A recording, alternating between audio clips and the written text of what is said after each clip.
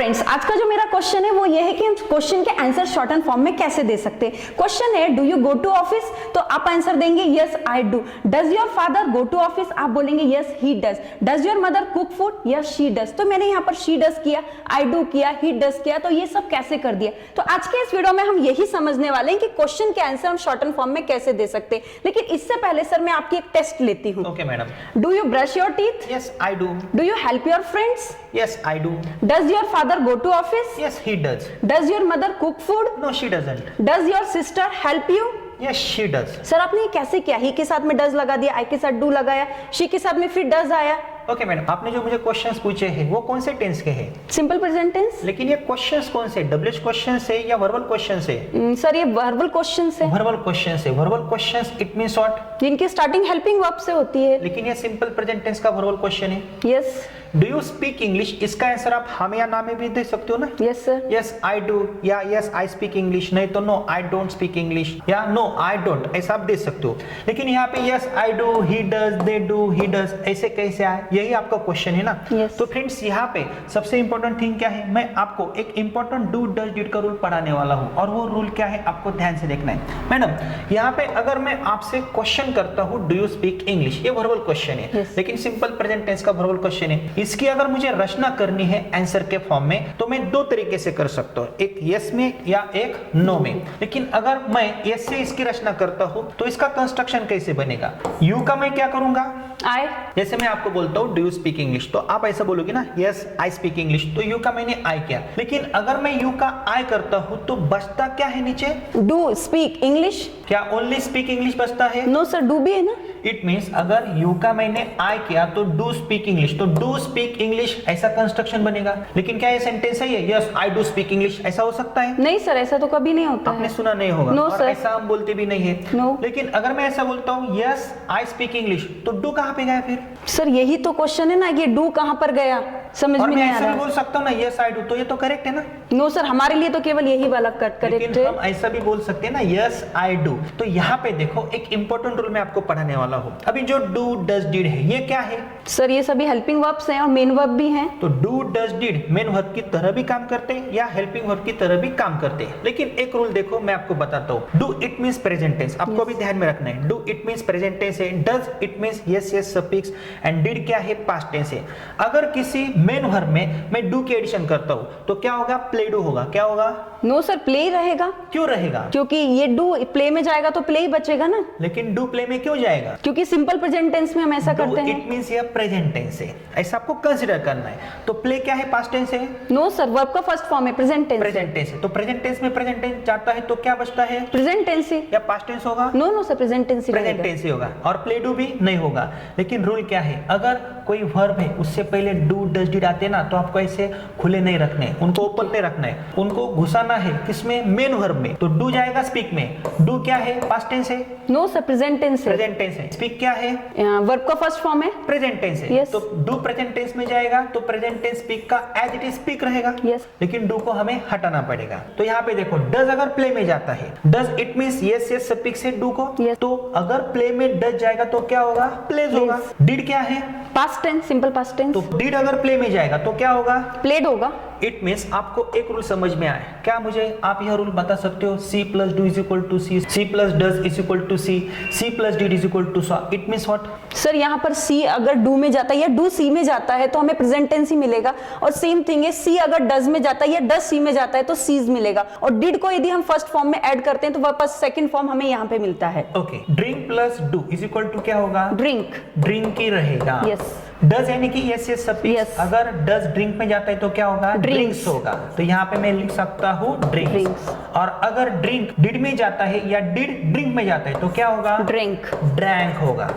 तो अगर do does did किसी मेन वर्ब में जाते हैं तो उनका हम ऐसा फॉर्मेशन कर सकते हैं। तो यहाँ पे देखो अगर मैडम मैं ऐसा बोलता हूँ yes I do speak English, तो क्या सेंटेंस सही है? No sir. नो, क्योंकि डू हमने स्पीक में ऐड किया। तो हम ऐसा बोल सकते हैं यस आई स्पीक इंग्लिश, नहीं तो हम सिंपली ऐसा बोल सकते हैं यस आई डू। मैंने कैसे बोला? यस स्पीक इंग्लिश मैंने हटा दिया, यस आई डू। तो ये डू कैसे आपको पता चला? सिंपली मैं ऐसा नहीं बोल सकता यस आई, या तो मुझे ऐसा बोलना पड़ेगा यस आई स्पीक इंग्लिश, नहीं तो यस आई डू, क्योंकि सब्जेक्ट के बाद कोई वर्ब तो चाहिए ना।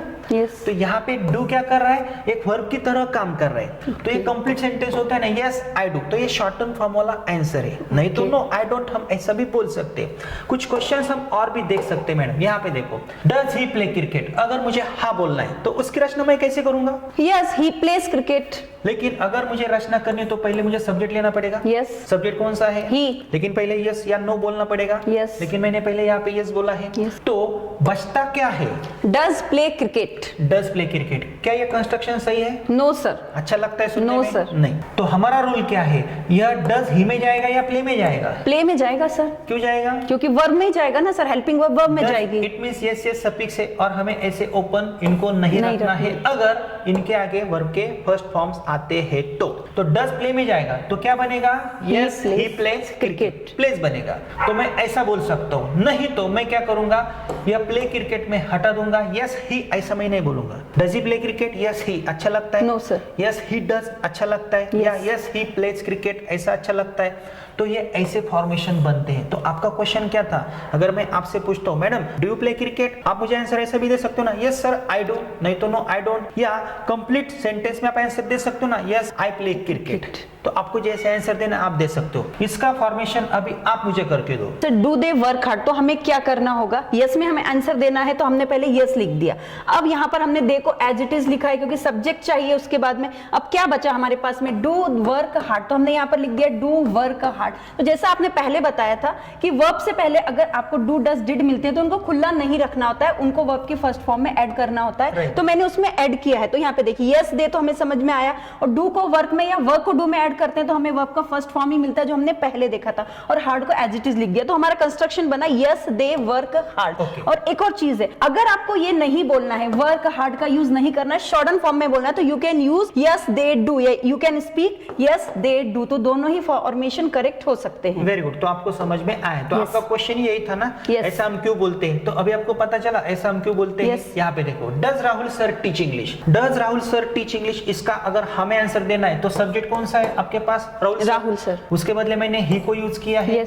और उसके बाद बचा क्या? Does teach English. तो यह डज किस में जाएगा? टीच में। तो आंसर ऐसा बनेगा यस ही टीच इंग्लिश या he teaches English. Sir obviously ऐसे सफिक्स लगाएंगे हम वहां पर। He teaches English. तो टीचेस ही क्यों आया है? क्योंकि डज टीच में गया ना, इसलिए हमने टीचेस। हाँ, अगर मैं ऐसा बोलता हूँ यस ही टीच इंग्लिश तो ये सेंटेंस गलत है। और उसके बाद एक आंसर ऐसा भी हो सकता है, वो कैसे हो सकता है? सर ऑब्वियसली यहाँ पर हम टीच और इंग्लिश को कंसीडर ना करते हुए इतना ही बोलेंगे यस ही डज, ऐसा भी हम बोल सकते हैं। He does. क्यों मैं ऐसे नहीं बोल सकता हूँ yes he do? No sir, he के साथ में हमें ऐसे सफिक्स ही लगाना होगा। Did you study English? कौन से टेंस का यह क्वेश्चन है? सिंपल पास्ट टेंस डिड आया है सर। क्वेश्चन है ना ये?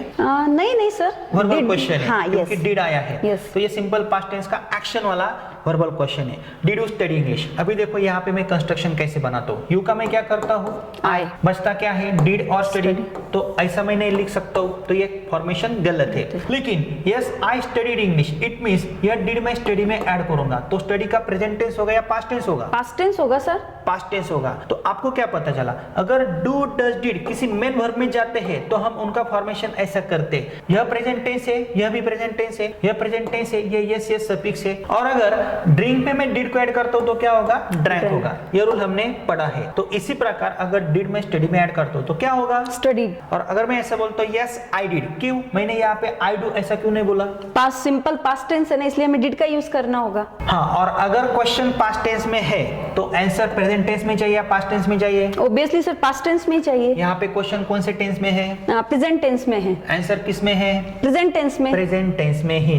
तो गाइस आपको पता चला मैडम ने जो मुझे क्वेश्चन किया था उनका आंसर हम ऐसा क्यों देते हैं? Do you play cricket? Yes I do. Does your father go to office? Yes he does. Does your sister quarrel with you? Yes she does. नहीं तो नो शी डजंट। ऐसे आंसर से क्यों आते हैं? तो वो उनका आंसर है। तो फ्रेंड्स ऐसे मोर देन 1000 क्वेश्चन की जो सीरीज है हम यूट्यूब पे ला रहे हैं, लेकिन अगर आपको ये डिफिकल्ट लगता है तो आप एक काम कर सकते हो, हमारे पास बहुत ही ही अच्छे कोर्सेस है। स्पोकन इंग्लिश का एक 60 to 90 डेज का स्पोकन इंग्लिश का कोर्स है जिसमें आपको 4 बुक्स मिलती है। ये सब डाउट क्लैरिफिकेशन हमने उसमें दिए हैं। और अगर आप हमारा ये स्पोकन इंग्लिश का कोर्स हमारे ऐप से कम कीमत में वीडियो लेक्चर का कोर्स परचेस करते हो तो 4 बुक्स हम आपके पते पे उसी कीमत में बेचते हैं। और अगर आपको किसी भी एग्जाम में ग्रामर में अच्छे मार्क्स प्राप्त करने हैं तो आप एक काम कर सकते हो, आप हमारा the best to Z grammar with writing skill का कोर्स सिलेक्ट कर सकते हो। मोर देन 200 वीडियोस उस कोर्स में है, सीक्वेंस वाइज वीडियोस है। स्पोकन इंग्लिश के कोर्स में भी मोर देन 200 वीडियोस है। आप हमारे कोर्स से सीक्वेंस वाइज देखते हो तो आपको रिजल्ट मिल सकता है। और इन फ्यूचर आप हमसे ऑनलाइन क्लासेस के माध्यम से भी जुड़ सकते हो। इसके लिए आपको क्या करना पड़ेगा,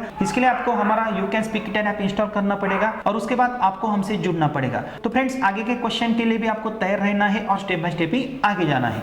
हर एक चैप्टर की पढ़ाई करते समय कृपया प्रयास के लिए 1 से 2 दिन जरूर दीजिए। हर एक टेक्निक बार बार देखिए। अगर चैप्टर पढ़ते समय कोई समस्या आती है तो हमारे 4 बुक्स का सहारा लेना न भूलिए। You can speak set 1, the structure of spoken English set 2, Sai grammar most simplified set 3, the best book for reading and writing set 4,